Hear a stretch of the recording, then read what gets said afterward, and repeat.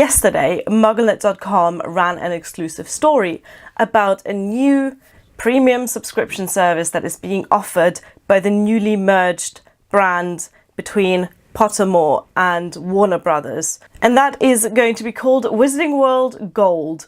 And for an as of yet undisclosed amount of money, you can gain access to various different things, including priority booking for Harry Potter and the Cursed Child, access to exclusive merchandise, exclusive content and magical experiences. There is so much wrong with this whole concept, and I'm going to list a few things that bother me in particular. The first one is the very obvious fact: if you make people pay for something, some people won't be able to afford it. Now, I have no problem with paying for content. I paid for the Harry Potter books. First time almost 20 years ago, and I've been paying for them ever since.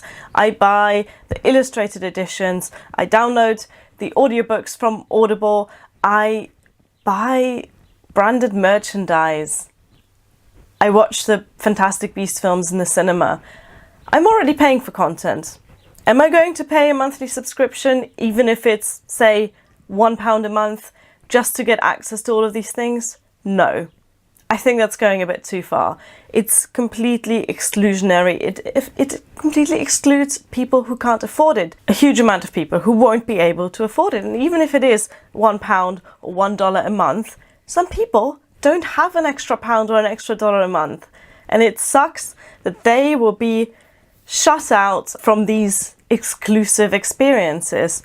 The next thing, though, that bothers me is what these exclusive experiences actually are. Let's have a look at what you can pay for.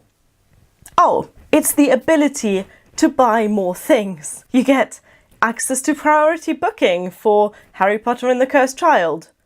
But you still have to pay for the ticket. You still have to pay the same amounts of money as everyone else, except you might just have to wait 6 months instead of 6 years to get the ticket. You get access to exclusive merchandise. Wow, but you still have to buy the merchandise, don't you? You don't get it for free. All it's doing is putting an artificial barrier, just an artificial gate that those who can afford to can walk through and become part of the true Harry Potter fandom, and all the other plebs are stuck outside looking in, going, but I want a special Wizarding World Gold pin. The blending of the Harry Potter books and other parts of the Harry Potter franchise has bothered me for some years now. This all started when a few years ago there was the founding of, the Harry Potter Global Franchise Development Team. This was a Warner Brothers venture, and it basically meant that they were going to milk the cow dry. Oh yes, they will. And J.K. Rowling, at this point, from what I understand, is very much just an employee of Warner Brothers. Not even that, a contractor. They get her in to write the next Fantastic Beasts film, or at least to put her name on the script. So I really don't think we can blame her for this mess, because at this point, she really doesn't have much to say in the Warner Brothers franchising of Harry Potter. Now, I like branded merchandise as much as the next person. I like my Harry Potter jumper and I like my Hogwarts crest in the background. I have nothing against the licensing of the Harry Potter brand on different merchandise, that's fine. But I don't like how everything is getting merged together. For me, the Harry Potter books were always about the story first, and I believe that for J.K. Rowling, the Harry Potter books were always about the story first.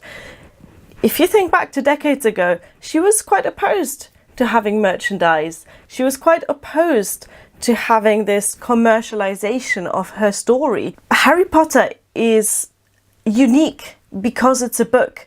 It got so many children to read. It taught so many children, including me, the language of English.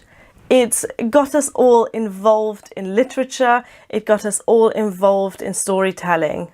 J.K. Rowling's books have inspired my generation. Us millennials, we wouldn't be the same without Harry Potter. And I don't think that's an overstatement. And then Warner Brothers swooped in and did what Warner Brothers does. So for that, I think we can blame J.K. Rowling for giving away control in the first place. Or can we? See, the problem here is that she has always positioned herself as the ultimate authority on Harry Potter, the face of Harry Potter. She is the Harry Potter story in our eyes.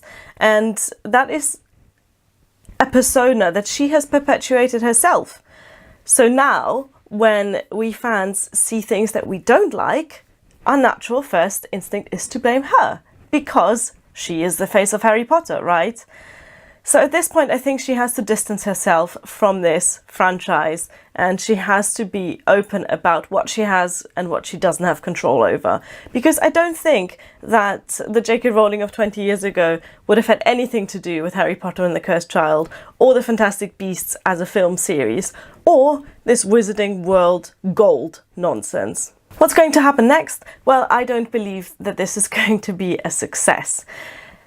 Pottermore has gone through several iterations. If you think way back when it first started as an exclusive beta thing, you had to get clues to get early access to the website. It was an extension of the books. You were meant to explore Pottermore alongside reading the books. I did that back then. I was so excited when I was sorted into my Hogwarts house, which is obviously Ravenclaw. I was so excited when I got my wand. Then later on, Pottermore and Sony parted ways, and the website changed, and it kind of became a bit crap. It kind of became a bit Harry Potter BuzzFeed, but not as entertaining. I still kind of stuck around. I still took the Patronus quiz, got a Vol, not happy with that. And now I think she's lost me. I don't think I will become part of the Wizarding World Gold membership. And I don't think many people will, to be honest. I think this is destined to fail. That was my little rant. I was considering making a podcast episode about this. If you don't know, I run a Harry Potter podcast called Have a Biscuit Potter.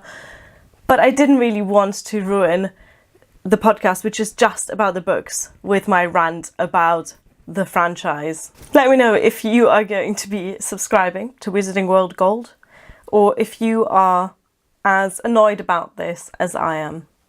Thank you for watching. Bye.